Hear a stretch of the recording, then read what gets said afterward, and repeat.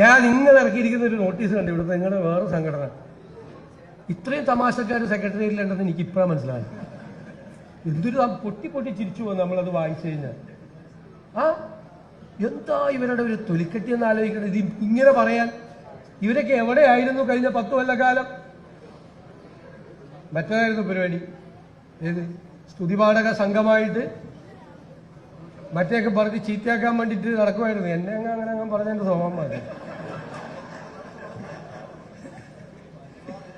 തിരുവാതിര കളി, കാരണഭൂതൻ, മറ്റത് എന്നൊക്കെ പറഞ്ഞിട്ട് ഞാൻ ഏതായാലും അതിലൊന്നും വരില്ല. ഇതായിരുന്നു പരിപാടി. അത് നടത്തിയിരുന്ന ആളുകൾ ഇപ്പൊ സമരം ചെയ്യാൻ ഇറങ്ങിയേക്കുക. സമരം നമ്മളൊന്നും ഇരുന്നേള്ളു. അതിനു മുമ്പ് സമരം ചെയ്യാണ്. എന്തിനാണ്? അവര് ചെയ്യാത്ത കാര്യങ്ങൾ, 10 കൊല്ലം ചെയ്യാത്ത കാര്യങ്ങൾ ഈ 2 മാസത്തിനാണ് നമ്മൾ ചെയ്യാത്തത്. അതിനെ സമ്മതിക്കണ്ടേ? പിന്നെ പറയാം സ്ഥലം മാറ്റമൊക്കെ ഉണ്ടാവും.